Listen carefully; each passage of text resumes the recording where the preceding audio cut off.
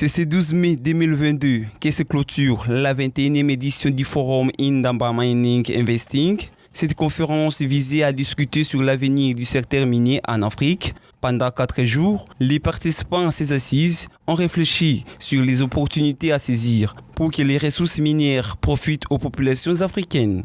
Présent à ce forum, le Premier ministre congolais Jean-Michel Sama Lukonde a, au cours d'un point de presse tenu mercredi 11 mai 2022, réaffirmé haut et fort la détermination de la République démocratique du Congo à se positionner en Afrique dans la production de batteries électriques au regard d'un important gisement de lithium dont dispose le pays. Sama Lukonde a par ailleurs rassuré les investisseurs quant à la question sécuritaire de la partie est du pays.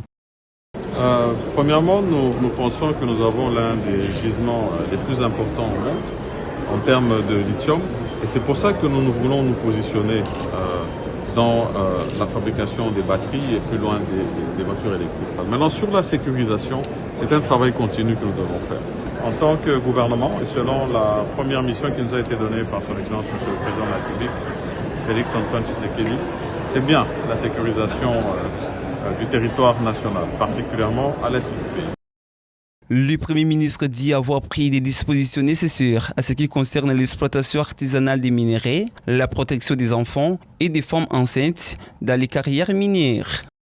L'artisanal reste une réalité en République démocratique du Congo, avec un nombre important. Nous avons de nos compatriotes congolais qui sont dans ce secteur, et il nous appartient, nous, en tant que gouvernement, d'apporter une certaine sécurisation à ce secteur-là. C'est un secteur évolutif, bien sûr, à encadrer jusqu'à ce que ça pourrait être résorbé par des voies industrielles. Mais avant d'y arriver, il faudrait s'assurer que nous puissions travailler selon certaines normes.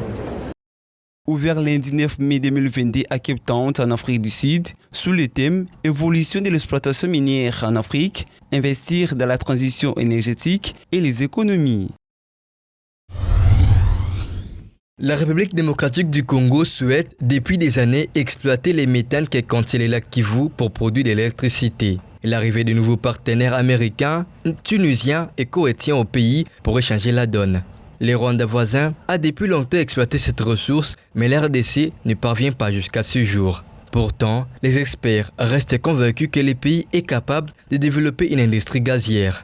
La RDC est capable de développer l'industrie gazière en RDC, au regard de tous ces potentiels que regorge les lacs Kivu. Sur le plan environnemental, il faut déjà admettre que la présence du gaz méthane dans ces lacs risquerait un jour, avec tout ce qui est comme contraction avec la présence du volcan, générer un effacement total de la ville de Goma et des environs. Pouvons-nous nous attendre à des revenus financiers conséquents grâce à cette exploitation? Nous pouvons nous attendre à des revenus financiers conséquents grâce à cette exploitation, parce que d'abord ce sont des investissements. Tous ceux qui vont devoir investir doivent récupérer leurs capitaux. Donc ce sont des projets capitalistiques qui vont devoir générer beaucoup d'argent. Et donc la RDC, dans les années à venir, en exploitant le gaz méthane du lac Kivu, devrait s'attendre à des revenus immenses et très importantes. Plusieurs recherches prouvent que seuls 19% de la population en RDC a accès à l'électricité. Pourtant, les méthanes extraits du lac Kivu pourraient aider à desservir les populations de l'est du pays. Selon les projections, la première production d'électricité à partir du méthane pourrait s'effectuer entre 2024 et 2025. Les Quinois voient dans les domaines des chasses et réserves des Bombolumene une source pour puiser du bois de chauffage à revendre dans la capitale. Entre-temps, ce commerce détruit l'écosystème de ces sites. Aussi, l'ethnie des Bateke qui y habitent se sent de plus en plus menacée. Face à ces dangers, la volonté stratégique de l'Institut congolais pour la conservation de la nature est de relancer les activités tout en ouvrant de nouvelles opportunités avec la possibilité de mettre en œuvre des projets originaux à très grande échelle pour la conservation communautaire de la biodiversité.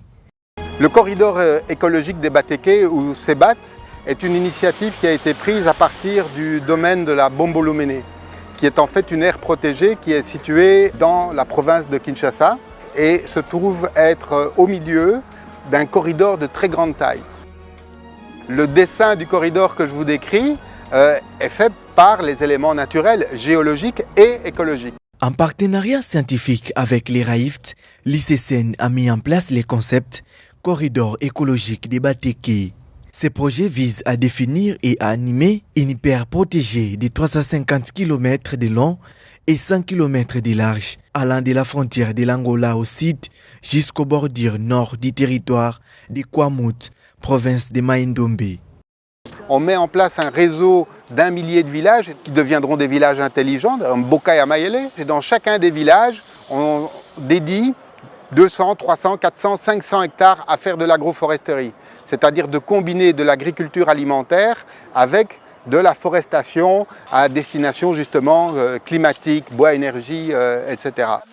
Les projets SEBAT a l'ambition d'impacter directement près de 15 millions de personnes. Le site deviendra le centre de gravité et la tour de contrôle de la mise en place d'Mboka Mayele, afin d'assurer le mieux possible la protection de la flore et de la faune encore présentes dans leur état original au sein du domaine. À la longue, l'ICCN et ses partenaires ont l'ambition d'engager des processus d'inscription du SEBAT au patrimoine de l'humanité auprès de l'UNESCO. L'infirmier a pour mission de prodiguer des soins aux patients, de veiller sur leur confort et leur bien-être en vue de maintenir ou d'améliorer leur état de santé. C'est sous le thème « La profession infirmière, une voie faite pour diriger », investir dans les soins infirmiers et respecter les droits pour garantir la santé mondiale que la Journée mondiale des infirmiers a été célébrée cette année. Respecter les droits des infirmiers passe par l'amélioration de leurs conditions pour des meilleurs services. Si le problème n'est pas réglé, c'est le système sanitaire qui est mal géré. Donc il faut que le système politique sanitaire soit d'abord réglé pour que tout marche comme les gens pouvaient peut-être l'attendre. D'abord, et que les sommets soient réglés au niveau de base, tout va marcher. Parce que si le sommet n'est pas réglé, la base aussi n'est pas réglée, ne sera pas gérée. Parce que même si au niveau de la base, c'est ordonné ou c'est organisé, toutes les difficultés viennent de la base vers les sommets. Surtout en ce qui concerne les institutions hospitalières de l'État, où les grèves vont bon train. Cela au risque de pousser les infirmiers à déranger les patients pour des paiements supplémentaires. Tu ne peux pas commencer à demander de l'argent chez les malades, ce qu'on appelle la rationalisation. C'est pas bien. En fait, tu es là pour travailler, exercer ta profession et n'est pas pour commander à rationner les malades de l'argent, demander là vous allez traumatiser le patient. Dans le cabinet Hello Docteur où Environ News RDC a été reçu, les infirmiers ont révélé leurs tâches quotidiennes.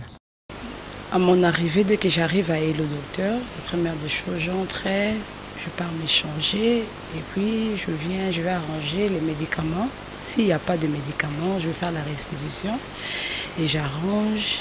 Et puis s'il y a le malade qui arrive, je prélève les signes vitaux et dès qu'on finit, on introduit les fiches chez les docteurs. Nous faisons ce qu'on appelle la télésuivi et nous surveillons nos patients en distance en appelant et puis dans chaque heure de traitement et nous planifions aussi des soins. Nous avons de bases de données et nous avons tous les correspondants de nos patients, de nos clients, je peux dire. En fait, il y a un moment, si par exemple on peut avoir des cas, je veux préparer des équipes sur terrain et puis planifier les timings de traitement. Spécialisé dans les soins des malades à domicile, Hello Docteur emploie des infirmiers consciencieux et proches des malades malgré les difficultés. C'est ma passion. J'aimais ça depuis que j'étais encore petite. Je me disais en fait je serais médecin, mais vu qu'il y a la vie, je préférais de faire la science infirmière. Je suis fière d'être infirmière. Notre relation avec les malades, c'est juste qu'on produise les conseils aux malades. En fait, les difficultés rencontrées, je peux dire, nous sommes en RDC. On avait un problème de transport et puis, par exemple, pour arriver chez les malades, il faut venir à 5 h du matin ou 6 h du matin. Tu dois quitter chez toi même à 4 h 30 pour y arriver à l'heure précise. L'infirmier de la République démocratique du Congo reste mal payé, pourtant c'est lui qui est toujours en contact avec les malades. C'est ici une occasion pour interpeller les dirigeants sur la valorisation de ce métier qui favorise le bien-être des malades. Notons que la journée du 12 mai a été instaurée par Florence Nightingale, une Britannique, pionnière des soins infirmiers modernes et de l'utilisation des statistiques dans le domaine de la santé.